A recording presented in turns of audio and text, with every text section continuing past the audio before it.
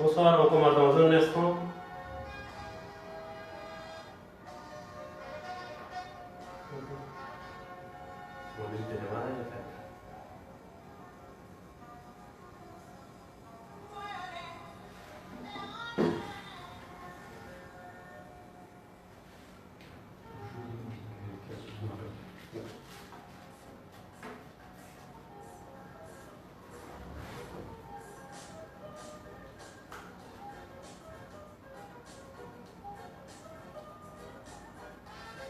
Bonsoir chers amis, on commence dans quelques instants avec M. Bokeh ce soir.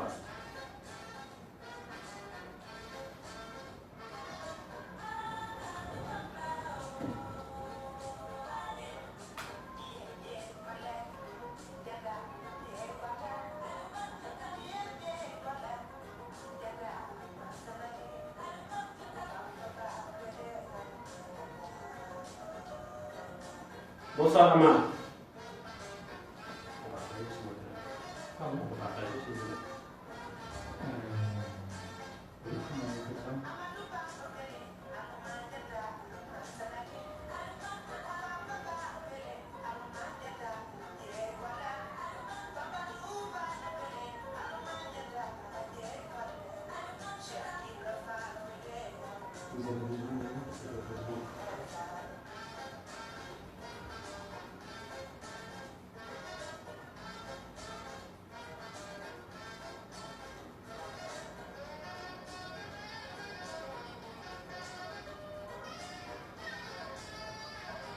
On peut partager sur une page plutôt que sur un profil, oui, c'est possible.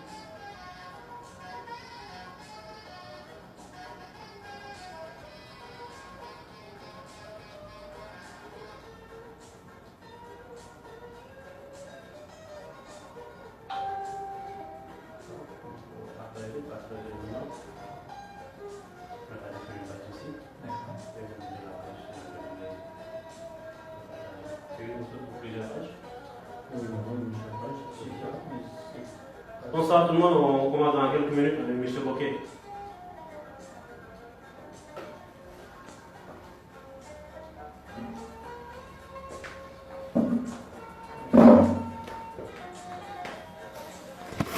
Bonsoir à vous tous. Salif Soumana. Herman, bonsoir.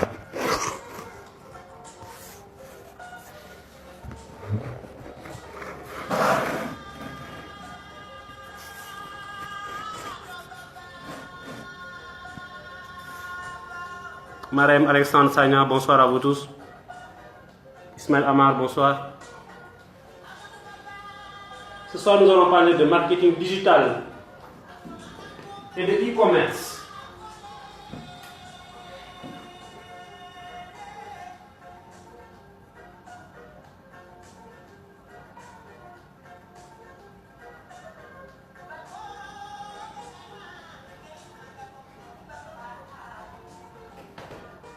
Est-ce que vous nous recevez de oui et on démarre, s'il vous plaît?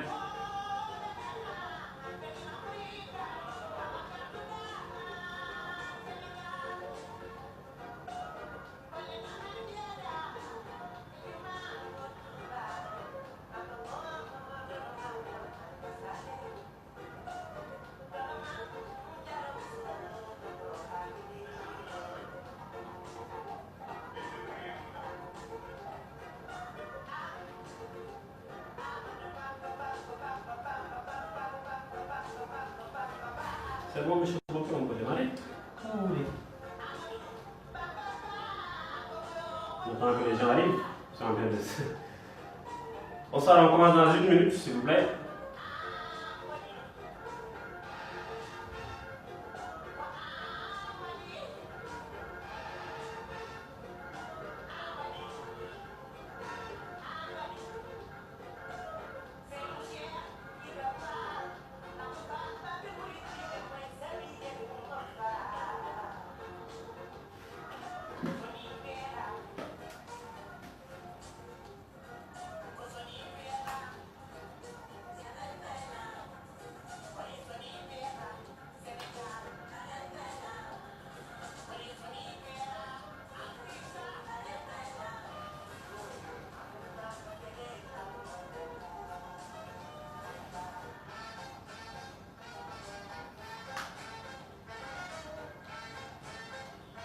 J'ai comme l'impression que le réseau de la Sonatel dépend.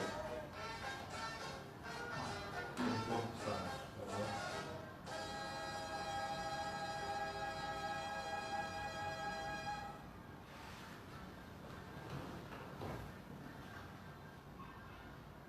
Ça passe très bien.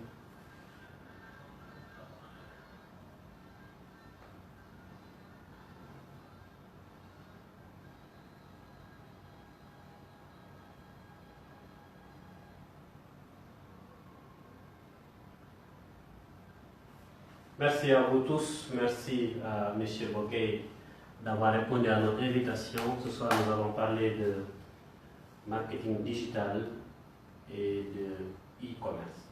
C'est là, M. Boquet? Chers internautes, nous sommes en 2019. L'Afrique est en retard par rapport au reste du monde sur le digital. Actuellement, la plus grande boutique du monde est une boutique en ligne, elle n'est plus une boutique physique.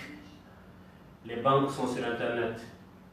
Les écoles de formation se digitalisent, donc tout le monde se digitalise, raison pour laquelle nous avons choisi aujourd'hui de parler de digitalisation et de e-commerce. J'ai dédié l'émission de ce soir à l'USF, l'Université des Savoir-Faire. Mes amis de Thiès, de Ziguinchor, de Mbour, de Saint-Louis, de Kolda, de Fatick, M. Loum, M. Mamoudou Fall, je vous salue. Donc cette émission est pour vous. M. Boquet, je vais d'abord vous laisser vous présenter à notre public. Qui est M. Boquet, Emmanuel? Donc, je m'appelle Emmanuel Boquet. Je suis français d'origine, même si je n'ai pas beaucoup vécu en France.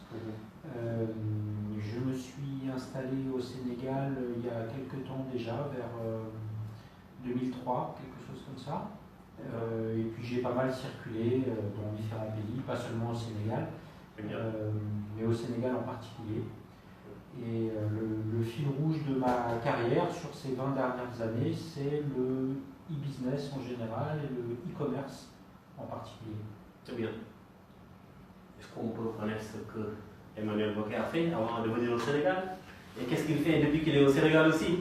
Alors, ce que je fais depuis au Je crois que vous êtes dans le digital au Sénégal. C'est ça, je suis dans le digital. Et pour moi, le digital, c'est le e-business, c'est des mots qui sont un peu synonymes. Le digital, c'est le nouveau nom du e-business, mais ça ne change pas grand-chose fondamentalement. Avant de venir au Sénégal, j'ai travaillé pour différentes entreprises, toujours autour du e-commerce, que ce soit côté opérateur, donc chez Dior, chez LVMH, chez Wine & Co, pour la FNAC, pour Le Monde, et puis aussi côté agence, dans des sociétés de services informatiques, des web agencies, des gens comme ça. D'accord. Vous avez travaillé à FNAC? Oui, c'était mon premier gros projet de e-commerce, c'était en 99-2000. D'accord. Actuellement au Sénégal, qu'est-ce que vous faites? Vous évoluez dans quel secteur au Sénégal? Ils sont nombreux à vous suivre, les Sénégalais. Vous êtes dans quel secteur au Sénégal? Aujourd'hui au Sénégal, donc je suis toujours dans le digital. Je découpe mon temps en 4 grandes parties. La première, c'est du mentoring gratuit que je fais pour un certain nombre de startups, d'entrepreneurs au Sénégal.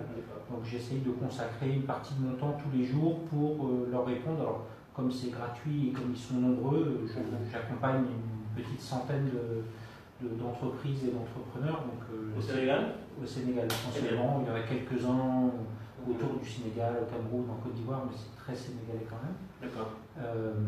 Et donc c'est essentiellement en ligne au travers des réseaux sociaux que j'accompagne ces professionnels qui se posent des questions parfois toutes simples, parfois très compliquées, qui sont dans des situations très diverses, puisqu'il y en a qui sont dans la mode, d'autres qui sont dans l'agriculture, d'autres qui sont dans les drones, donc ça varie beaucoup. D'accord. Et quels sont les services que vous proposez à ces startups? Alors à ces gens-là, moi je propose pas de service parce que ce sont des structures qui n'ont pas de moyens. Donc, je leur propose simplement un accompagnement gratuit et je ne vais pas aller leur vendre du service parce qu'ils n'ont pas les moyens d'acheter. La plupart de ces entreprises, elles ont déjà bien du mal à survivre. Elles ne peuvent pas se permettre de payer des consultants ou des services onéreux par ailleurs.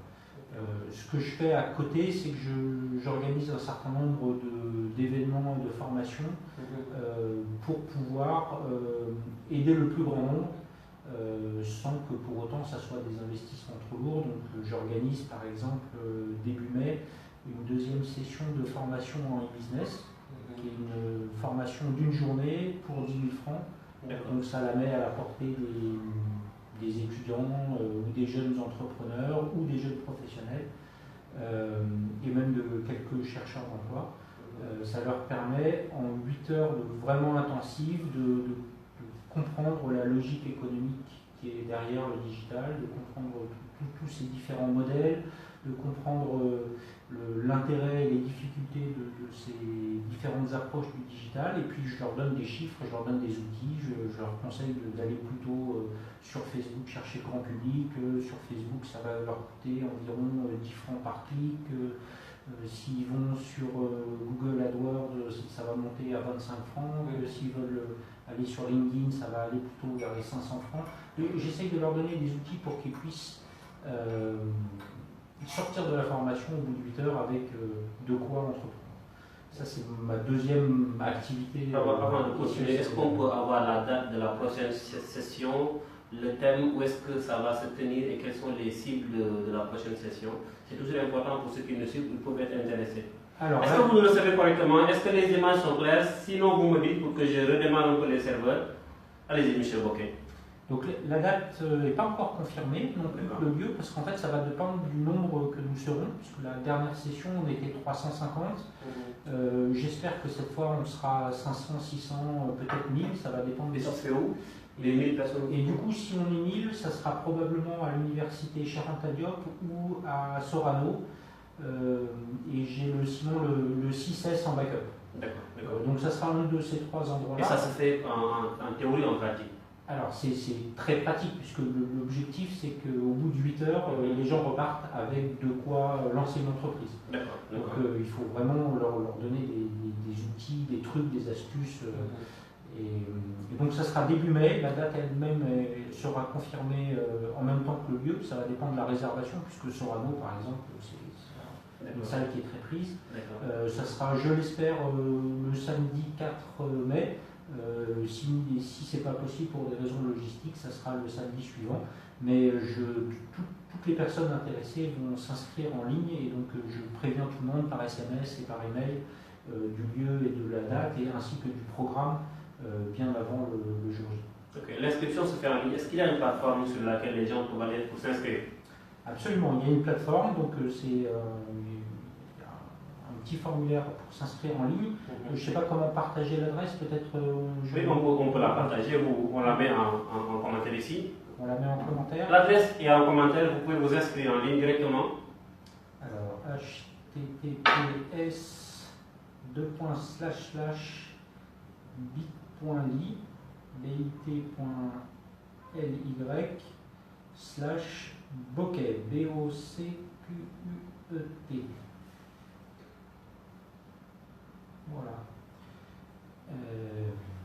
Voilà, donc l'adresse est en commentaire. Vous avez la possibilité de vous inscrire directement en ligne et de remplir un formulaire, n'est-ce pas? C'est ça. D'accord, donc ils vont laisser leur contact, vous allez le contacter ou bien? Absolument, dans le formulaire, vous mettez vous mettrez votre email et votre numéro de téléphone, comme ça vous serez tenu. Monsieur Bocquet, avant de parler des projets sur lesquels vous êtes actuellement, je veux qu'on revienne un peu sur quoi l'e-commerce, quels sont les avantages de l'Internet par rapport au business classique. Alors, le principal avantage du e-commerce, c'est qu'il y a peu d'infrastructures à mettre en place. Aujourd'hui, il y a des plateformes qui sont disponibles et qui permettent en quelques clics, en quelques minutes de mettre en place une boutique. Aujourd'hui, un adolescent, en une demi-journée, peut monter une boutique de e-commerce. Donc ça facilite grandement l'accès au public. L'autre intérêt, c'est que techniquement, on a accès au monde entier, ou en tout cas à un pays entier, alors qu'avec une boutique, on a accès à une rue, un quartier, et ce sont les gens qui viennent. Et puis on a accès également à d'autres modèles économiques, donc on n'est pas tenu à ce qui se fait aujourd'hui dans le monde physique, commerce classique. On peut inventer des choses plus collaboratives, des modèles un peu alternatifs on peut réinventer la façon de faire du business. D'accord, d'accord. Actuellement, au Sénégal, les jeunes, qu'est-ce qu'ils préfèrent? Ils préfèrent aller sur le net ou bien ils préfèrent le commerce classique? Alors au Sénégal, on a un vrai problème de confiance. Il y a eu beaucoup d'escrocs, beaucoup d'escrocs. Les gens ont été un peu traumatisés par ces escrocs et du coup le Sénégalais moyen a vraiment du mal à faire confiance à distance. Donc les gens sont encore très peu enclins à faire confiance à quelqu'un en ligne. Du coup, le e-commerce se développe parce qu'il a des intérêts flagrants pour le consommateur. Facile de comparer, c'est tout le temps ouvert, le choix est plus vaste. Par contre, la confiance est plus longue à établir, donc du coup, ça prend plus de temps. Mais ce manque de confiance-là est né des intermédiaires ou bien des méthodes de paiement? Ah non, c'est une question culturelle, c'est qu'il y a eu des escrocs qui ont volé l'argent des gens, donc c'est pas du tout une question de paiement. Le paiement, c'est quelque chose dont on parle beaucoup parce que généralement le e-commerce, on imagine le e-commerce au Sénégal comme une sorte de déclinaison de l'e-commerce comme il est né en Europe ou aux États-Unis. Et donc le paiement vient comme un problème, parce que effectivement ici les gens n'ont pas de carte de crédit, peu de personnes ont des comptes Orange Money approvisionnés. Donc, du coup, les Européens se posent la question, mais comment vous faites pour payer? Et les Sénégalais ont répondu à ce problème-là depuis longtemps. Les gens payent à la livraison, tout simplement. Donc c'est une façon qui est légèrement différente de faire du e-commerce, et ça fonctionne très bien et ça ne pose pas de problème fondamental. Est-ce qu'à la livraison, le consommateur est sûr d'avoir le produit qu'il a vu sur Internet? Alors ça dépend du professionnalisme du marchand, et donc là on revient au problème de confiance. Il faut que le marchand soit respectueux de la parole donnée, mais comme il ne paye qu'une fois qu'il a le produit en main, il a tout le loisir de contrôler que ça correspond, que c'est bien le bon modèle, que c'est la bonne taille, la bonne couleur, et puis il paye si tout va bien. D'accord. Monsieur Bokeh, actuellement vous êtes dans quel projet en ce moment? Les jeunes Sénégalais. Actuellement, moi, mon gros sujet là, c'est la formation que j'organise début mai. Donc une formation à 10 000 francs pour le plus grand nombre. Donc ça c'est un gros sujet qui m'occupe beaucoup en ce moment. Il y a un deuxième projet un petit peu plus long terme sur lequel je travaille, qui est l'organisation du salon e-business. C'est un salon qui a lieu chaque année. Le précédent c'était en septembre dernier. Le prochain sera en novembre 2019. C'est ici au Sénégal? C'est au Sénégal, au CICES. Le salon de l'e-business. C'est ça. D'accord. Donc on réunit tous les professionnels du e-business de Dakar et le grand public pour que chacun puisse trouver des partenaires, chacun puisse trouver des compétences, chacun puisse trouver des idées, chacun puisse présenter ses produits et ses services. Est-ce qu'il y a une plateforme qui communique sur le salon, qu'on peut également communiquer à ceux qui nous suivent pour qu'ils puissent avoir les conditions d'accès au salon? Oui, il y a une page Facebook en fait. C'est la page Facebook du salon. Ça s'appelle Salon international du e-business de Dakar. D'accord, Salon international du e-business de Dakar, c'est une page Facebook que vous pouvez consulter pour voir les conditions d'accès à ce salon, les stands et tout ce qui est communication qui se fera autour du salon. L'accès au salon est gratuit et puis après il y a des entreprises qui peuvent prendre des stands pour présenter leurs services. C'est ce que j'ai dit. Monsieur Bokeh, est-ce qu'on peut revenir un peu sur l'avantage des réseaux sociaux pour les jeunes entrepreneurs? Alors pour un entrepreneur au Sénégal, les réseaux sociaux c'est formidable parce que le problème du e-business, c'est que vous avez beau avoir des services disponibles, un site web, une page Facebook, pour autant personne ne vous connaît et donc finalement vous ne faites pas de business. Et donc le seul moyen de faire du business, c'est ou bien d'attendre que le temps fasse son affaire, donc ça peut prendre 3 ans, 5 ans, 10 ans, et généralement les entrepreneurs n'ont pas ce temps-là. Et donc les réseaux sociaux, c'est le meilleur outil pour aller toucher un grand nombre de personnes, en particulier au Sénégal. C'est vrai dans tous les pays du monde, mais les entrepreneurs sénégalais ont une cible, généralement une première cible qui est au Sénégal. Et donc c'est une façon qui est à la fois intéressante en termes de volume et en termes de coût pour toucher le grand public et faire connaître ses produits. Comment on peut réduire les coûts avec les réseaux sociaux? Alors, en fait, tout dépend du réseau social. Les réseaux sociaux les plus utiles au Sénégal sont dans l'ordre, il y a sans doute Facebook, c'est sans doute le principal, parce qu'il y a aujourd'hui 3,3 millions de Sénégalais qui vont régulièrement sur Facebook, que ça constitue probablement la première cible, enfin en tout cas la première cible de tous les entrepreneurs et sans doute dans ces 3,3 millions de personnes. Et donc, on peut toucher 3 millions de personnes à des coûts unitaires relativement bas. Aujourd'hui, toucher une de ces 3 millions de personnes, ça coûte quelque chose comme 5 francs. 5 francs pour lui présenter un message jusqu'à ce qu'il déclenche une action, c'est-à-dire qu'il clique pour venir sur votre page ou sur votre site, pour voir votre offre et ensuite charge à votre site ou à vos services de le convaincre. Mais 5 francs, c'est vraiment pas beaucoup d'argent. Si vous payez un coxeur qui va aller ou un commercial qui va aller frapper aux portes, qui va aller crier dans la rue pour parler de vos services, ça va vous coûter forcément plus cher. D'accord. Donc c'est vraiment une opportunité. L'autre avantage, c'est également on est sûr qu'on tape à la bonne porte. Parce qu'un commercial peut aller dans une maison, il demande, mais malheureusement, la cible qu'il accueille n'est pas forcément celle qui va acheter son produit. Alors, on a la possibilité de faire un bon ciblage. On peut faire un bon ciblage, mais on peut aussi faire un mauvais ciblage. C'est pas si facile que ça. Facebook, il y a 150 paramètres différents, et ces 150 paramètres rendent le ciblage, finalement, ça devient presque une affaire de spécialiste. En tout cas, c'est quelque chose qui nécessite un entraînement, et donc généralement, l'entrepreneur débutant, il a un petit peu de mal, mais ses premières campagnes, elles sont rarement très réussies. Mais effectivement, au bout d'un moment, il finit par cibler les personnes qui correspondent aux services ou aux produits qu'il distribue. D'accord. Et comment il doit faire pour cibler ces personnes-là, étant donné qu'il y a 150 paramètres? Est-ce qu'on peut au moins savoir l'âge, le sexe? C'est ça, mais généralement, un produit ne se vend pas à des personnes juste sur la base d'un genre ou d'une classe d'âge. Oui. Donc, il n'y a pas 36 solutions, il faut essayer ces 150 paramètres les uns après les autres, tester lesquels donnent de meilleurs résultats et puis finalement concentrer le budget de communication sur les paramètres optimaux une fois qu'on a fait ces différentes expériences. D'accord. Actuellement, vous avez fait combien de séminaires depuis que vous êtes au Sénégal? Combien de formations? Alors, c'est tout récent les formations. J'ai fait qu'une seule formation à grande échelle. D'accord.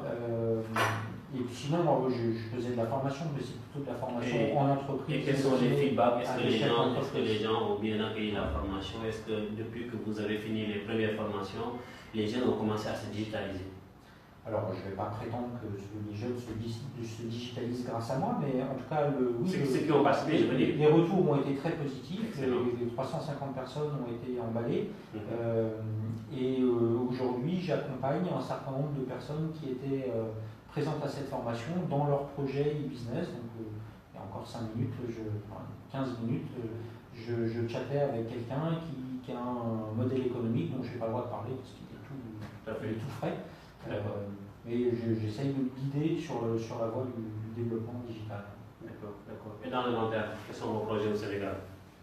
Alors, à moyen terme déjà, c'est le salon qui aura lieu en novembre, le salon international du business. Et puis, à plus long terme, j'aimerais participer au développement digital du Sénégal de façon un petit peu plus profonde.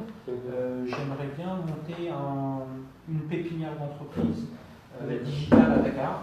Et donc ça, c'est un projet pour lequel je réfléchis et qui va nécessiter des investissements importants. Donc c'est quelque chose qui ne va pas se faire dans l'immédiat, à moins que la nouvelle ministre des télécommunications et du digital nous fasse la révolution, on ne sait jamais, mais en tout cas, je pense qu'on a vraiment un déficit de formation au Sénégal. Le Sénégal est très en retard, même par rapport à des pays voisins, et on va dire équivalents, entre guillemets, sans vouloir vexer personne, comme la Côte d'Ivoire. La Côte d'Ivoire est aujourd'hui très en avance en termes de e-business par rapport au Sénégal.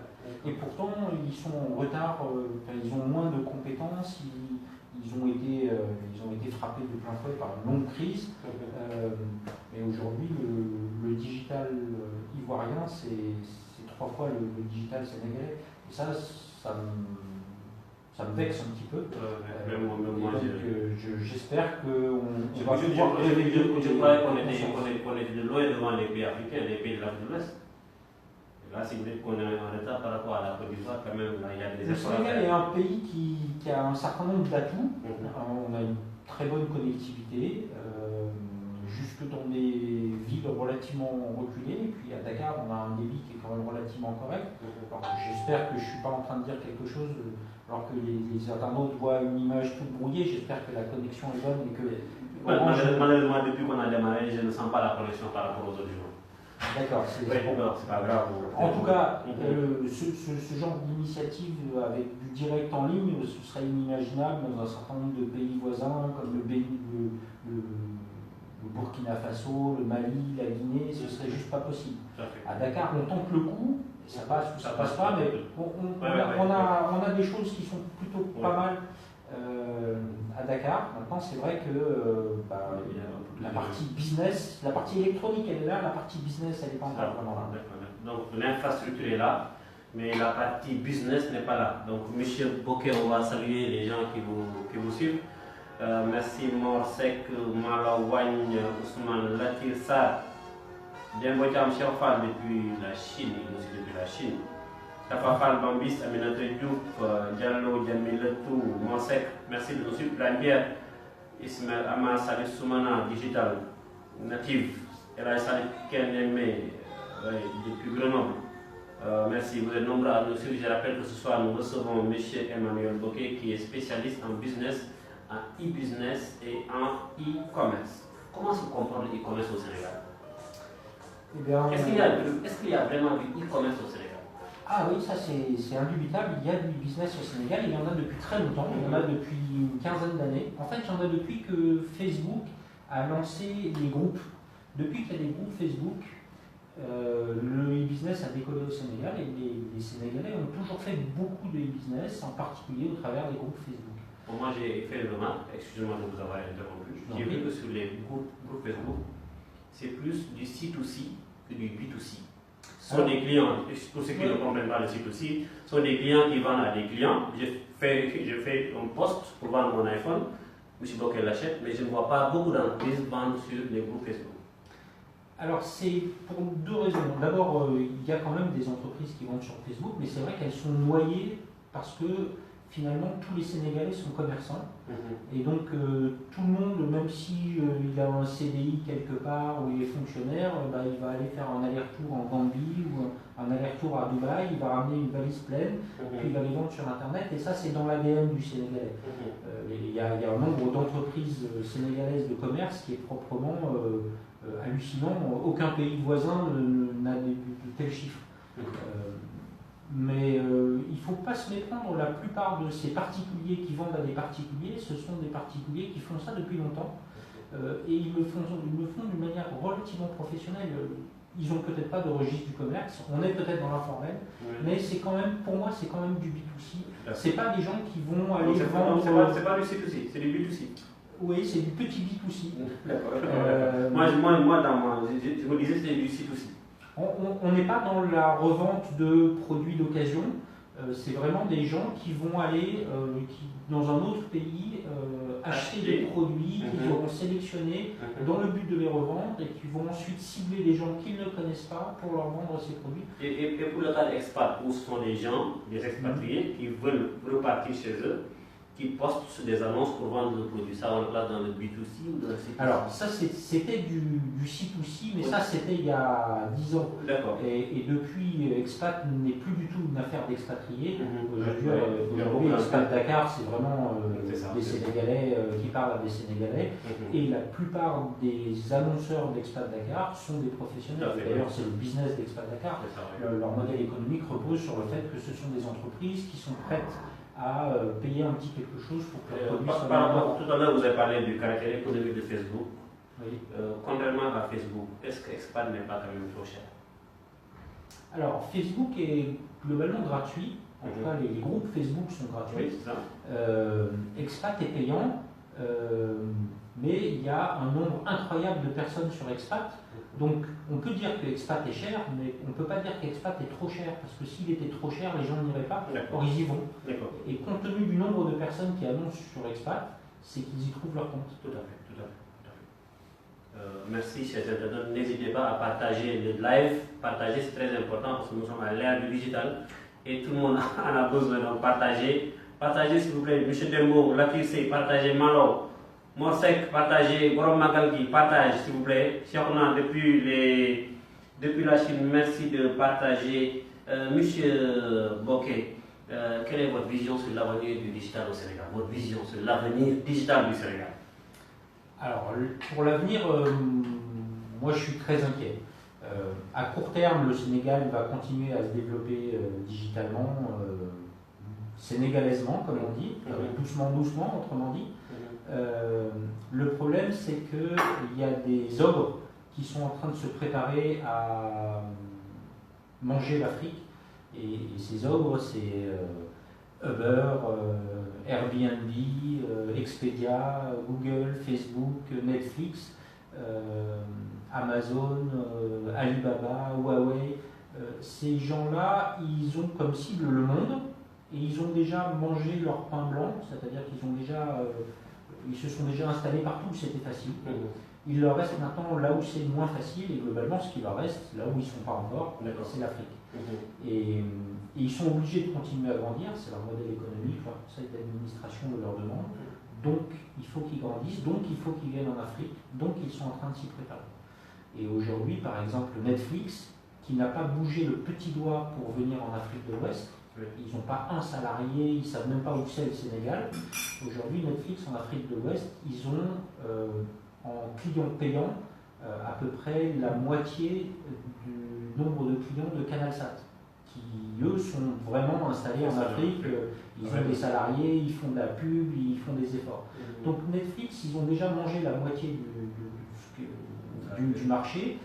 Il suffit qu'ils fassent un tout petit effort supplémentaire, qu'ils rajoutent quelques contenus sénégalais, qu'ils adaptent leurs offres, qui permettent le paiement par Orange Money ou par Wari, et ils vont faire disparaître l'ensemble. Ils ne vont pas faire disparaître CanalSat, ou ils ne vont pas faire disparaître les chaînes YouTube sénégalaises, ils vont faire disparaître l'ensemble des médias vidéo du Sénégal. De la même façon que Amazon ou Alibaba, quand ils vont venir au Sénégal, c'est pas pour remplacer Jumia, c'est pour remplacer Sandaga, c'est pour remplacer l'ensemble du tissu commercial du Sénégal. Expedia, ils ne vont pas venir pour remplacer les agences en ligne, ils vont venir pour remplacer les agences de voyage. Uber, ils ne vont pas venir pour remplacer des gens des Sama Taxi, des petites applications, ils vont venir pour prendre le pouvoir sur l'ensemble du parc de Tata et de taxis sénégalais. Donc moi je suis très inquiet pour l'avenir digital du Sénégal parce que je vois ces gens-là se préparer. Je sais que même en Europe, l'Europe n'a pas réussi à leur résister. Il y a quelques villes qui résistent, il y a quelques velléités de leur imposer des impôts, mais globalement ils ont bien du mal. Au Sénégal, en Afrique de l'Ouest, ça va être un cataclysme. Et donc ça fait partie de mon message et des raisons pour lesquelles je veux organiser ces salons, je veux organiser ces formations, c'est qu'il va falloir que le Sénégal digital soit bien plus résistant, soit bien plus résilient et soit bien plus fort pour pouvoir résister à cette vague qui arrive. Est-ce qu'il y a une solution pour résister?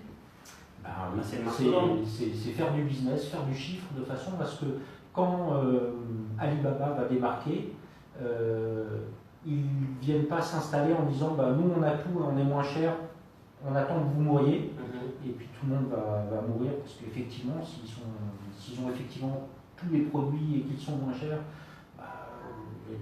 tout le monde va aller chez eux et tous les autres commerces vont disparaître. Il faut que quand Alibaba débarque, ils arrivent dans un paysage digital où il y a des acteurs qui sont solides, qui ne pourront pas faire disparaître parce qu'ils ont des bons prix, ils ont un bon service, ils sont installés dans la culture du Sénégal. Et donc ces gens-là, ils seront obligés ou bien de rentrer en concurrence avec avec des acteurs sénégalais, ou bien ils seront obligés de racheter des acteurs sénégalais, et donc ils vont se sénégaliser, et plutôt que de nous imposer leur culture américaine ou chinoise, ben, ils vont acquérir un peu de culture africaine, et on va sauver la culture digitale du Sénégal grâce à ça, en tout cas si on y arrive. Un message aux Sénégalais qui disent Auchan dégage. Donc ils n'ont qu'à préparer Alibaba dégage bientôt, Fnac dégage. Ça ne va pas marcher, parce que Alibaba, il sera moins cher, il va faire comme Auchan. Auchan, on ne peut pas les faire dégager parce que tout le monde est content d'avoir du riz moins cher que son commerçant local. On est content de ne pas être pris en otage pendant le ramadan avec des prix qui flambent. On ne peut pas faire dégager Auchan, c'est la règle du jeu. La seule solution, c'est d'avoir un équivalent de Auchan sénégalais qui va pouvoir, lui, jouer la même partie qu'Auchan avec une approche sénégalaise. Et pour ça, dans le digital, on a exactement la même chose qui va se produire. On ne peut pas fermer les frontières. Est-ce qu'avec les jeunes Sénégalais, vous êtes en train de réfléchir sur un projet de ce genre? Alors il ne faut pas réfléchir en fait. C'est là que je me démarque un petit peu des discours un peu lénifiants qu'on entend dans les médias. C'est pas une question d'idée, c'est pas une question de réflexion, ça sert à rien de discuter. Ces gens-là, quand ils vont venir, ils vont pas venir discuter, ils vont venir faire du business, ils vont tout raser. C'est le business qui va raser le paysage, c'est pas les... Donc qu'est-ce qu'il faut? Il faut déjà commencer à... Exactement. Commencer à faire quelque chose. Le message, c'est commencer, faites du business. Et si dans 3 ans, quand Alibaba va débarquer, quand Airbnb va débarquer, quand Netflix va débarquer, vous êtes déjà installé depuis 3 ans, vous faites du business, vous êtes connu, vous avez des clients, vous pourrez discuter avec Netflix, avec Alibaba, plutôt que de vous faire écraser. C'est la seule solution. Et donc, faites du business, faites de l'argent, lancez-vous, et lancez-vous vite, parce que le chronomètre a démarré. Des pistes pour se lancer efficacement? Pour se lancer efficacement, la meilleure solution, c'est de se lancer. Efficacement, oublier, parce que c'est pas possible d'être efficace au début. On a, même avec 20 ans d'expérience, j'ai du mal à dire quelles sont les campagnes qui vont marcher, quels sont les messages publicitaires qui vont être les plus efficaces, et je pratique l'expérimentation systématique. Et finalement, pour un entrepreneur, c'est la même chose. Il vaut mieux se lancer tout de suite, se planter et se relancer ensuite parce qu'on a appris grâce à ce premier échec, que de réfléchir et de discuter pour se lancer une bonne fois et pour découvrir que de toute façon, on s'est quand même planté, bien qu'on ait réfléchi. Donc la règle, enfin le message, le conseil que je vous donne, c'est lancez-vous, que ça réussisse ou non, lancez-vous. C'est ce lancement qui vous enseignera bien plus que toutes les réflexions et toutes les discussions du monde. D'accord. Et comment on va se lancer? On va se lancer en commençant par Facebook, ou bien en commençant par un blog, ou bien on va carrément créer un site e-commerce? Alors, le mieux, c'est de se lancer en mode light et de commencer à apprendre. Donc, le plus simple, c'est ni Facebook, ni site e-commerce. C'est le plus simple aujourd'hui, c'est de se lancer au travers d'un tiers. Donc, c'est par exemple... faites ce que font beaucoup de Sénégalais aujourd'hui, acheter des produits quelque part et aller vendre sur Expat, aller vendre sur Jumia, aller vendre sur les groupes Facebook. Et une fois que vous aurez commencé à vendre sur ces canaux-là qui sont très faciles d'accès, que vous commencez à faire du chiffre, que vous commencez à savoir qui sont vos clients, à savoir ce que vous demandent vos clients, la raison pour laquelle certains clients ne sont pas contents, là vous pourrez commencer à créer une page Facebook, à imaginer pourquoi pas plus tard un site e-commerce, mais le principe, c'est pas les sites qui vendent, c'est le trafic, c'est le volume de visiteurs. C'est le volume de visiteurs, c'est le trafic qui vend. Ouais. Comment peut-on faire pour créer du trafic vers son site? Alors il y a plusieurs stratégies, mais les stratégies classiques, celles dont on a beaucoup parlé ces 15 dernières années, malheureusement elles ne marchent plus, c'est-à-dire que le fait d'animer sa page Facebook, par exemple, de poster souvent sur les réseaux sociaux, ça marche très peu, ça marche très mal, ça marche très lentement. On peut créer, il y a des stratégies de content marketing qui fonctionnent comme ça, gratuitement, mais ça prend 1 an et demi avant de commencer à donner des choses. Et donc malheureusement, le seul moyen de générer du trafic, et de le générer vite, c'est de payer des générateurs de trafic. Aujourd'hui, les générateurs de trafic, c'est essentiellement Facebook et Google. Moi, aujourd'hui, les jeunes qui démarrent, je leur conseille de se lancer plutôt sur Facebook. Les tarifs sont un petit peu plus abordables. Et ça permet d'avoir, avec quelques milliers de francs, avec 5000 francs déjà, on commence à avoir du trafic. D'accord. Ce qui n'est pas possible sur les médias classiques, à la radio ni à la télévision. C'est pas les mêmes budgets. Je rappelle que nous sommes avec M. Emmanuel Bokeh. Ce soir, nous parlons de e-business et de e-commerce. M. Bokeh, la place du Sénégal dans le digital par rapport à ses voisins. Est-ce que vous avez des chiffres? J'ai des chiffres, mais je ne les ai pas en tête. Alors malheureusement, il faudrait que je me réfère à mes notes que je n'ai pas ici. Oui. Mais globalement, j'en ai donné quelques-uns tout à l'heure. Le leader en Afrique de l'Ouest, c'est la Côte d'Ivoire. 3 fois plus petit, en numéro 2, il y a le Sénégal. Au coude à coude avec le Sénégal, on a le Cameroun. Qui n'est pas vraiment en Afrique de l'Ouest, c'est une question de définition, mais le Cameroun qui se défend pas mal, même si aujourd'hui le Cameroun souffre, ils sont en galère. Et puis derrière, malheureusement, il y a un grand trou. Et les pays suivants sont très très loin. Alors on a le Bénin et le Togo qui se défendent.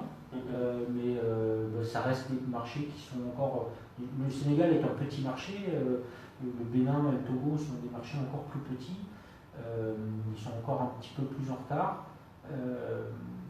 Et puis après, ça devient vraiment très compliqué. Des pays comme la Guinée aujourd'hui, c'est une mission quasi impossible. En tout cas, il y a vraiment un marché difficile et des acteurs assez peu nombreux. Du coup, il y a des opportunités aussi. Le Mali également est très en retard, le Burkina est très en retard, puis alors il y a des pays qui sont encore bien plus loin comme le Tchad, ou là je sors de l'Afrique de l'Ouest, le Tchad ou le Niger qui sont des pays qui sont pas encore mûrs. Il y a encore trop peu de personnes connectées, la connexion est encore trop mauvaise. C'est une toute petite pellicule digitale, mais il n'y a pas vraiment d'opportunité business. Donc le sol qui est énorme. Et puis on a quelques monstres qui sont en dehors de l'Afrique de l'Ouest. On a un monstre au nord qui est le Maroc. Oui. Le Maroc, c'est 10 fois le Sénégal en termes de business. Ils sont en avance. Ils ont des moyens de paiement depuis relativement longtemps. Il y a les Marocains ont beaucoup de cartes de crédit, des cartes de crédit marocaines. Même si elles sont pas internationales, ça a débloqué pas mal de choses. Et puis on a un monstre au sud qui est le Nigeria. Le Nigeria, c'est un colosse plus grand encore que le Maroc en termes de volume. D'accord. Donc selon vous, quels sont les chantiers que vous rêveriez mettre en œuvre? Alors, je reviens à mon histoire de pépinière. J'adorerais lancer une pépinière d'entreprise au Sénégal. Je sais que il y a de l'argent au Sénégal, il y a des banques qui ont de l'argent pour financer des entreprises, mais elles n'ont pas les moyens de descendre au niveau des entrepreneurs. Et les entrepreneurs n'ont pas les moyens de s'élever au niveau des banques. Il y a un gap de formation, de professionnalisation, de comptabilité à établir pour que les entrepreneurs et les banques puissent se parler, et ou les fonds d'investissement, ou il y a un certain nombre de structures qui sont en place ou qui sont en train de se mettre en place, mais qui ont du mal à parler à la base à l'ensemble des entrepreneurs sénégalais. Donc j'aimerais bien pouvoir prendre mais pas 10, mais plutôt 1000 micro-entreprises sénégalaises et les amener, les tirer vers le haut, les professionnaliser, les rendre éligibles au financement, les rendre éligibles à de l'accompagnement pour qu'elles puissent enfin commencer à toucher l'ensemble du Sénégal, s'expatrier, plutôt se tourner vers l'international pour toucher des marchés plus grands. D'accord. Actuellement, est-ce qu'il y a un réseau, est-ce qu'il y a des réseaux sociaux carrément sénégalais? Alors, pas vraiment. Et alors, en fait, si, il y en a, mais ils sont tellement confidentiels et tellement peu fréquentés qu'on ne peut pas vraiment appeler ça des réseaux sociaux. Vous en connaissez, je ne sais pas en avoir deux? Non, j'ai même plus de nom en tête. Ce sont des initiatives qui sont lancées à un moment donné. Les gens se sont dit, j'ai vu Facebook, je vais faire la même chose au Sénégal, mais en fait, Facebook le fait déjà très bien. Oui. Donc il n'y a pas vraiment, aujourd'hui, il n'y a plus de place pour faire des réseaux sociaux, il faut être global. Si vous n'avez que des Sénégalais, le Sénégalais, il aimerait bien discuter avec de la famille qu'il a en Guinée, en Mauritanie, au Mali, en Côte d'Ivoire. Si vous êtes fermé sur vos frontières, ça ne va pas marcher. Et quel est le meilleur réseau social au Sénégal? Est-ce qu'il y a un meilleur? Alors, il y en a deux pour moi. Il y en a un qui est grand public, le meilleur c'est Facebook. D'autant que Facebook maintenant c'est devenu un monstre. Hein. C'est Facebook plus Instagram plus WhatsApp. Les trois appartiennent au même groupe et donc c'est difficile de leur échapper. Facebook c'est 3 millions de personnes. WhatsApp c'est 5 millions de personnes. Au Sénégal? Au Sénégal. Oui. Instagram c'est un petit peu moins, mais ils sont en train de grandir rapidement. Tout à fait. Et puis dans l'univers business, il y a LinkedIn qui marche bien, qui marche très bien. Beaucoup d'entreprises. Mais beaucoup de gens croient que c'est pour des CV. Alors c'est vrai qu'il y a beaucoup de gens qui cherchent du travail, mais ça fait partie de la mission LinkedIn. Hein. LinkedIn n'est pas que pour les entreprises, c'est aussi pour les chercheurs d'emploi et pour leurs rencontres. Et donc c'est un endroit légitime pour publier des offres d'emploi, pour contacter des entreprises, pour proposer des services. Et quels sont les meilleurs services qu'on peut proposer sur LinkedIn? LinkedIn, c'est comme la vraie vie. Hein. Le meilleur service, c'est celui que tout le monde veut à un prix que tout le monde est prêt à payer. Donc là-dessus, n'importe qui peut être meilleur que tout le monde.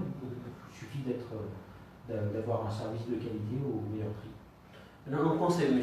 Bokeh au Sénégalais qui croit que maintenant il faut seulement se limiter à poster des photos sur WhatsApp, faire un statut WhatsApp, aller sur les groupes Facebook pour vendre. Est-ce que ça c'est une solution viable? Alors, est-ce qu'il n'y a pas de meilleure solution que ça? C'est une solution viable, mais maintenant ce n'est pas une solution qui permet de grandir très vite. Tout à fait. Parce qu'un groupe, c'est seulement les membres du groupe qui y sont.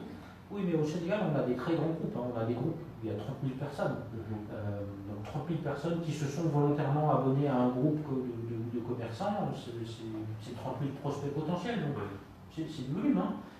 Maintenant, c'est vrai que si on veut vraiment grandir et accélérer pour pouvoir résister, comme je le disais tout à l'heure, à des géants qui arrivent, oui, il va falloir sortir de ça et il va falloir investir dans le marketing digital. D'accord. Et comment?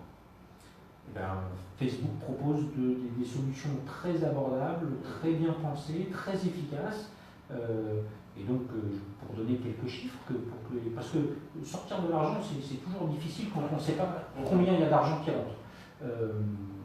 Par exemple, sur Facebook, sur la vente de produits du quotidien, de textiles ou même d'alimentaire, on constate, en tout cas moi je constate chez mes clients des chiffres qui sont de l'ordre de 10%. C'est-à-dire que si vous mettez 10 francs, vous obtenez 100 francs de chiffre d'affaires. Voilà. Et donc, si vous êtes certain, parce que vous l'avez fait beaucoup de fois, qu'à chaque 10 francs investis, vous gagnez 100 francs de chiffre d'affaires, et que c'est rentable pour vous parce que vous faites, je ne sais pas moi, 20 francs de marge sur vos 100 francs de chiffre d'affaires, du coup, c'est beaucoup plus facile de mettre 10 francs. Et du coup, la première question qu'un commerçant pose une fois qu'il a réalisé ça, c'est « mais je peux mettre combien au maximum ?» Alors qu'avant, sa question était plutôt « c'est quoi le prix minimum que je peux investir ?» Et il va commencer à investir, il va commencer à mettre 10 francs. Et puis après, il va voir que 10 francs rapportent 100 francs, et il va mettre 100 francs, puis il va mettre 1000 francs. Et moi, je connais des gens qui mettent régulièrement plusieurs millions tous les mois, parce que ça leur apporte plusieurs dizaines de millions tous les mois. Et donc, l'idée, c'est de commencer petit, mais de commencer, de mesurer, et le mot magique est là, c'est mesurer, c'est-à-dire avoir la traçabilité des ventes depuis les publicités qu'on fait sur les réseaux sociaux, depuis le marketing digital, jusqu'à la vente elle-même et le paiement in fine qui au Sénégal se fait quand il s'agit de produits, c'est du cash on delivery, enfin, c'est du liquide à la livraison. Et donc si on a cette traçabilité-là, on sait que les 1000 francs qu'on a investis dans la campagne, c'est eux qui nous ont apporté ces 10 000 francs de vente. Du coup, on est beaucoup plus confiant pour réinvestir 1000 francs, 2000 francs, 10 000 francs, 100 000 francs et bien plus, et ainsi grandir, puisque en fait, si je mets 1 million sur la table ça va me faire gagner 10 millions.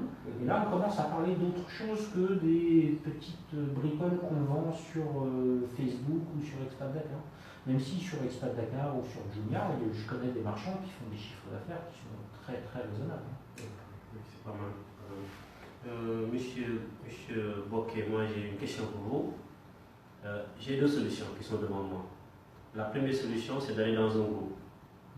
Dans le groupe, je poste gratuitement. La deuxième solution, c'est la solution que vous venez de me dire. J'ai la possibilité de créer ma propre page et de sponsoriser mes publications. Entre aller dans un groupe et sponsoriser moi-même mes publications, quelle est selon vous la solution la plus efficace? Je pense qu'il faut faire les deux. Parce que les groupes, c'est gratuit. Et ça rapporte de l'argent. Oui. Que ce soit beaucoup ou pas beaucoup, ça rapporte de l'argent. De l'argent gratuit, personne ne crache dessus. Donc, si vous avez un petit peu d'argent à investir, ça n'empêche que vous pouvez quand même faire de la publicité sur les groupes Facebook. Donc, moi, mon conseil, c'est faites tout. Donc, faites tout. Faites une page, publiez sur les groupes, mettez vos produits sur Expat Dakar, mettez vos produits sur Jumia, créez un site e-commerce. Alors, le site e-commerce, c'est plus tard parce que ça coûte de l'argent. Mais tout le reste, c'est quasiment gratuit. En fait, c'est des toutes petites sommes. Et donc, si vous êtes capable de vendre une paire de chaussures à 5 000 francs, avec ces 5 000 francs-là, vous pouvez déjà lancer une campagne digitale. Donc moi, mon conseil, c'est vraiment faites tout. En tout cas, testez tout. Et puis, vous allez voir à un moment donné, si sur tel canal digital, il faut beaucoup d'énergie pour finalement peu de chiffre d'affaires, vous allez le laisser tomber petit à petit. Si sur tel canal digital, avec un tout petit peu d'effort, ça génère beaucoup de chiffre d'affaires, du coup, vous allez y consacrer plus d'efforts. Et donc, la règle, c'est la même que celle que j'ai énoncée tout à l'heure, c'est il faut tester, il faut expérimenter, et vous allez voir vous-même que peut-être Expat est plus rentable que Jumia, ou Jumia plus rentable que Expat, que les pages Facebook sont plus rentables que les groupes Facebook, mais il n'y a pas de règle, parce que si vous vendez des stylos, si vous vendez des moutons, si vous vendez des maisons, ça va être très différent. Il n'y a pas de raison que la règle soit la même à chaque fois. Donc, selon ce que vous vendez, la façon dont vous le vendez, les personnes à qui vous le vendez, vous allez voir que certains supports sont meilleurs que d'autres, et donc vous allez y consacrer plus d'énergie, plus de temps, plus d'argent. D'accord. Un conseil pour ceux qui veulent lancer un site web, e-commerce? Ne le lancez pas. Commencez par faire du chiffre avant de lancer votre site web e-commerce. Parce que le problème du site web e-commerce, et c'est un problème que je rencontre assez fréquemment auprès de jeunes ingénieurs en informatique formés au Sénégal, c'est que c'est très facile de faire un site e-commerce. C'est moins facile de faire un bon site e-commerce, mais qu'il soit bon ou qu'il soit pas bon, un site e-commerce, ça ne vend rien. C'est le trafic qui va faire que le site vende. Donc si vous avez un super site, et la probabilité que vous sachiez faire un très bon site du premier coup, elle est presque nulle. Mais si vous avez un très bon site, vous avez un très bon site, mais vous n'avez pas pour autant du chiffre d'affaires. Et donc il va falloir de toute façon faire du marketing digital, il va falloir générer du trafic, et finalement c'est ça le plus important et c'est ça le plus difficile. Et donc plutôt que de vous rajouter de la complexité avec un site de e-commerce, faites du e-commerce sans le site, faites du e-commerce avec votre page, faites du e-commerce avec les groupes, faites du e-commerce avec Jumia, faites du e-commerce avec Expat Dakar, et une fois que vous aurez fait ce e-commerce-là, que vous saurez quels sont les bons produits, qui sont les clients, comment ils réagissent, qu'est-ce qu'ils attendent, qu'est-ce qu'ils veulent entendre, et là vous pourrez vous lancer dans un site e-commerce parce que vous aurez les réponses aux questions qui ne manqueront pas de se poser. D'accord. Et pour quelqu'un qui veut faire un site e-commerce, deux conseils, trois conseils? Eh bien oui, faites-le vite, faites-le pour pas cher. Oui. Sachez que de toute façon vous allez le jeter dans 6 mois, 1 an, parce que vous en voudrez un autre qui est mieux, et donc n'y consacrez pas trop de temps et d'énergie. Et surtout, n'oubliez pas que ce qui est important dans le site, c'est deux choses. Un, c'est le produit, donc c'est avoir le bon produit au bon prix. Et deux, c'est le client, donc c'est aller chercher le client là où il est, c'est-à-dire faire dépenser de l'argent pour faire venir les clients. Et si vous n'avez pas ces deux éléments fondamentaux là, le site il ne peut rien pour vous. Le site il va juste faire en sorte que tout le monde où personne ne sache que vos produits ne sont pas au bon prix, que vous êtes plus cher, bref, vous allez vous tirer une balle dans le pied. D'accord, d'accord. Est-ce que dès qu'on a un site, le consommateur que je suis, je peux comparer vos tarifs au tarif de quelqu'un qui vend les mêmes produits que vous?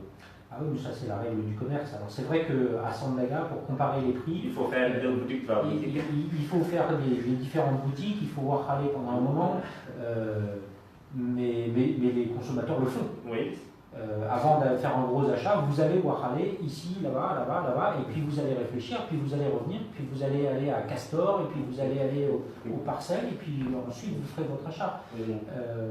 Et puis en même temps, vous allez aller sur Internet, et vous allez aller sur AliExpress, vous allez sur comparer.co, vous allez sur Jumia, vous allez sur Expat, et vous allez regarder les prix. Donc de toute façon, le consommateur, il n'est pas fou, le consommateur, il compare. Donc, moi, les marchands qui me disent oui, mais j'ai pas envie que la concurrence voit mes prix, je leur dis mais la concurrence, elle connaît vos prix. Et parfois, moi, je fais l'expérience, c'est-à-dire que j'appelle un de leurs concurrents devant eux, je me fais passer pour un client, je leur dis je suis intéressé par tel produit qui est chez vous, et vous me le proposez à combien, et vous savez sur le marché à combien il est, par exemple chez, et là je cite le commerçant chez lequel je suis, vous savez à combien il est, et ils le savent, ils savent tous. Tout le monde se connaît, tout le monde s'observe, tout le monde se calcule. Mais est-ce que le seul critère d'achat, c'est le prix aussi? Le consommateur peut aussi. C'est pas le seul critère, mais c'est le premier. D'accord. Ensuite, on a la qualité. Mais au Sénégal, qui est un marché un peu tendu, où les gens ont un pouvoir d'achat limité, le prix, c'est quand même le critère roi. Et si vous n'êtes pas au bon prix, vous êtes mort. Voilà, c'est fini. Après, si vous êtes au bon prix, on va regarder la qualité. Et après, on va regarder la qualité de service. Après, il y a plein de choses qu'on va regarder. Est-ce que vous êtes quelqu'un de confiance? Quelle est votre réputation? Livraison, quels sont vos délais, voilà. Mais le premier critère vraiment fondamental, c'est le prix. C'est-à-dire que le e-commerce, avant tout, c'est du commerce. D'accord. Maintenant, sortons un peu de Dakar. Est-ce que vous avez fait des régions? Alors, j'ai fait des régions. Alors, ça me fait mal de le dire, mais les régions sont très en retard. Aujourd'hui, quand on regarde le chiffre d'affaires des principaux e-commerçants de Dakar, voilà, lapsus révélateur, hein, quand on regarde le chiffre d'affaires des principaux e-commerçants du Sénégal, on a 80% du chiffre qui est à Dakar, et le reste qui se partage avec un petit peu à Saint-Louis, un petit peu à Thiès, un petit peu à Mour, un petit peu à Ziguinchor, et puis c'est fini. Hein, Kédougou, Tambacounda, Bakel, c'est des villes qui n'ont quasiment pas d'existence digitale vue de Dakar. Et donc il y a une concentration qui est énorme au Sénégal. Alors que dans d'autres pays, comme au Cameroun par exemple, c'est plus réparti, mais du coup on a déjà deux capitales, ça change un petit peu les choses. Le Sénégal est un pays qui est ultra pyramidal, si je puis dire, avec une géographie où tout se concentre à Dakar. Un conseil à ces jeunes-là qui vivent hors de Dakar. Tout à l'heure, je vous ai entendu parler de l'agriculteur. Vous accompagnez des agriculteurs? Oui, alors pas des agriculteurs, mais des entrepreneurs qui sont dans l'agriculture. Oui. Dans l'agriculture ou dans l'agro-business, oui. Ils sont basés à Dakar aussi? La plupart, ils ont. Non, il y en a qui sont à Saint-Louis aussi. D'accord. Et comment ils parviennent à livrer tout ça sur Internet, à vendre leurs produits sur Internet? Alors, ce n'est pas forcément pour vendre leurs produits sur Internet. C'est parfois des modèles économiques qui sont plus compliqués parce qu'aujourd'hui, un agriculteur, c'est compliqué pour lui d'aller faire de la livraison de 3 kilos de carottes à je ne sais pas où, à Pikine, puis 1 kilo d'aubergines au plateau. Ça va représenter des coûts qui ne sont pas pertinents. Donc, il y a une dimension logistique qui est importante. Et donc, en fait, l'agriculture, c'est pas des acteurs, c'est un système. Donc, il y a les agriculteurs, mais aussi les transporteurs, les transformateurs, les marchés agricoles, les marchés de distribution. Et donc, c'est toute cette chaîne-là, et puis les intrants, les outils. Donc, il y a beaucoup de choses autour de l'agriculture, et il y a beaucoup de choses à imaginer. Il y a des gens qui imaginent des systèmes d'irrigation automatisés, il y en a qui ont des systèmes de monitoring, des systèmes de drones. Et ils gèrent ça avec Internet, tout ça, et digitalisé? Oui, plus ou moins. Alors, il y en a qui ont des systèmes à base de SMS, par exemple, pour pouvoir accéder à des régions dans lesquelles il n'y a pas encore la 3G. Il y en a qui travaillent avec des opérateurs télécoms pour avoir des abonnements data, pour faire de l'IoT, de l'Internet of Things, à des tarifs accessibles à un agriculteur, parce qu'il ne faut pas oublier qu'un agriculteur, avant tout, c'est quelqu'un qui, statistiquement, a un revenu qui est très inférieur à la moyenne du Sénégal. Et le salaire médian, enfin, le salaire moyen au Sénégal, on est autour de 100 000 francs, je crois. Je crois que c'est 100 000 francs ou 99 000 francs, donc c'est déjà pas beaucoup d'argent, hein, 100 000 francs par mois. L'agriculteur, il est très en dessous de ça, donc on ne peut pas lui aller lui vendre des services à 5 000 francs par mois, c'est pas possible, parce que s'il achète quelque chose à 5 000 francs par mois, il va sacrifier l'école de ses enfants. Donc la difficulté dans l'univers agricole, c'est d'arriver à toucher une grande surface, toucher des gens qui sont moyennement connectés, mais quand même un peu connectés. Hein. Il y a de la connexion dans beaucoup de villages au Sénégal. Et toucher des gens à des coûts qui sont vraiment marginaux pour eux. D'accord, d'accord. Je crois qu'on a fait 1 heure de live. Hein. 1 heure déjà? Oui, c'est ça. Donc, conseil pour les jeunes maintenant qui vous suivent et qui hésitent à se digitaliser. Eh ben, il n'y a qu'un conseil, c'est inscrivez-vous à la formation et en 8 heures, du samedi 9 h du matin jusqu'au samedi 18 h, vous allez en prendre plein les oreilles et à la fin vous saurez si vous devez y aller ou s'il ne faut pas y aller. Et la réponse sera probablement. Monsieur, qu'est-ce que vous avez des solutions pour le monde rural? Parce qu'il y a beaucoup de gens qui veulent se digitaliser mais qui n'ont pas des connaissances informatiques approfondies pour pouvoir aller dans le digital. Une maman, par exemple, qui a Ziguinchor qui vend ses papayes, qui vend son huile de palme, comment est-ce qu'elle peut faire pour vendre son produit hors du Sénégal? Alors là, on a un problème qui n'est pas un problème digital, qui est un problème d'éducation. Et on a un vrai gros problème avec l'éducation du Sénégal. Je m'adresse au nouveau ministre de l'Éducation. Il y a un gros boulot, il va falloir rattraper des décennies de gaspillage. On a un vrai problème. Et du coup, il va falloir s'attaquer à l'éducation des adultes, puisque cette maman-là, elle ne va pas aller à l'école. Mais s'il faut qu'on lui enseigne à lire, à écrire et à utiliser un smartphone, c'est à son âge qu'il faut le faire, c'est maintenant qu'il faut le faire. Donc il y a un travail à faire. Mais au-delà de ça, je pense qu'il y a 2 choses qui vont pouvoir aider cette maman. D'une part, il y a d'autres entrepreneurs qui, eux, ont la chance d'avoir fait des études et qui vont pouvoir monter un système dans lequel elle pourra s'intégrer, mais sans avoir besoin forcément d'être une experte du digital. Elle aura peut-être simplement une application toute simple dans laquelle elle va pouvoir faire son business ou gérer sa tontine ou que sais-je. Et puis l'autre chambardement qui est en train de se préparer, c'est le vocal. Aujourd'hui, vous avez Siri, Alexa, les assistants vocaux qui commencent à être un peu efficaces. Et du coup, il n'y a plus besoin de savoir lire et écrire. On peut poser la question, l'assistant vocal nous répond. J'espère qu'assez rapidement, on aura des assistants vocaux qui vont parler Bambara, qui vont parler Wolof, qui vont parler Peul. Mais je pense que c'est dans les cartons. Hein. L'objectif de Google et d'Apple, c'est pas de toucher 4 milliards d'êtres humains, c'est de toucher les 7 et bientôt 8 milliards d'êtres humains. C'est de toucher tout le monde. Pour ça, il faudra leur parler la langue qu'ils parlent. Merci, on est au terme de cette émission. On va maintenant faire quelques digressions. On va parler du Sénégal. Vous connaissez bien le Sénégal? Non, je ne connais pas bien le Sénégal. Mais vous connaissez le Sénégal? Vous avez fait combien de régions? J'ai fait, je ne sais plus. Vous avez fait Louga? Non, je n'ai pas fait Louga. Vous avez fait Saint-Louis? Oui, j'ai fait Saint-Louis jusqu'à Richard-Toll. Mais je ne suis pas allé plus loin en amont du fleuve. Vous avez fait la Casamance? J'ai pas fait la Casamance. Jusqu'à présent? Jusqu'à présent. Moi, je suis allé à la Casamance. Mais tout le monde est en mode il y a des mines anti. Non, c'est la région la plus sûre du Sénégal. Ça, c'est moi qui vous le dis.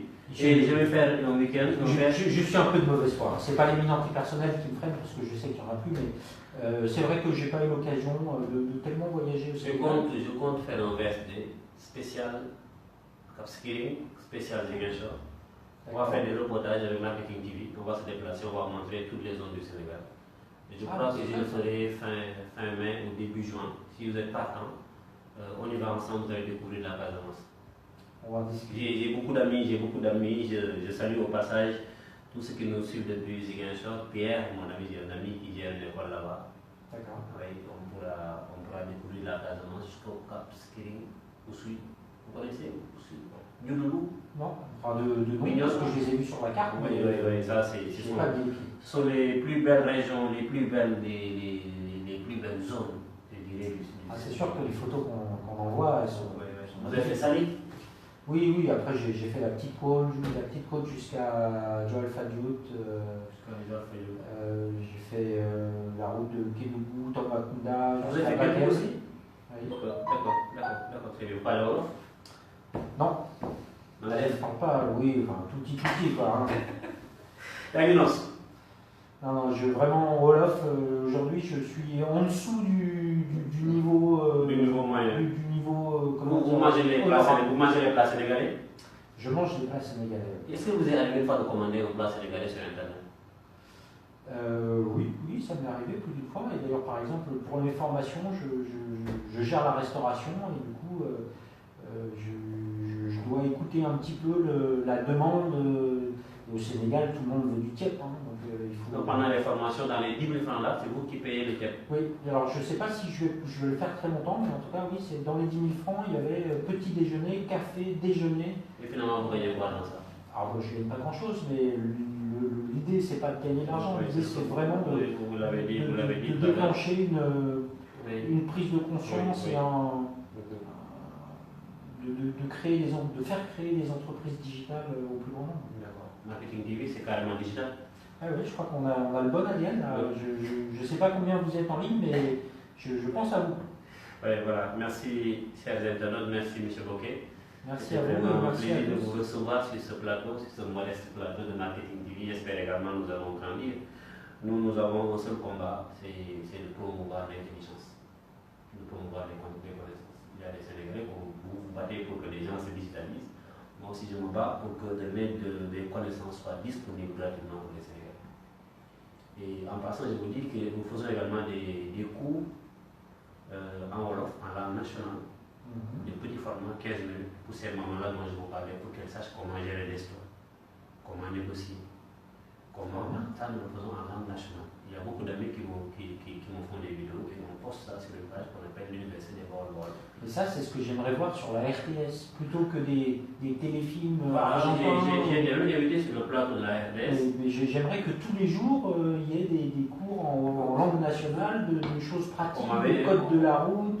On m'avait invité, j'ai parlé directement en direct au directeur général, mais jusqu'à présent, je n'ai pas eu de réponse. Moi, je suis prêt, je vous dis, je suis prêt à le faire gratuitement. Et les gars, si quelqu'un connaît quelqu'un à la RTS ou quelqu'un qui connaît quelqu'un à la RTS, il faut que vous leur parliez. Il faut que la télé nationale elle fasse quelque chose pour la population nationale. C'est ça, vraiment, je suis prêt. Et depuis lors, moi, je le fais en ligne. Et les gens partagent et ça, les gens ont vraiment besoin. Peut-être qu'un jour, on rachètera la RTS pour diffuser. Voilà. Merci, M. Bocquet. C'était un plaisir. Merci beaucoup. Merci à vous aussi. Merci à tous.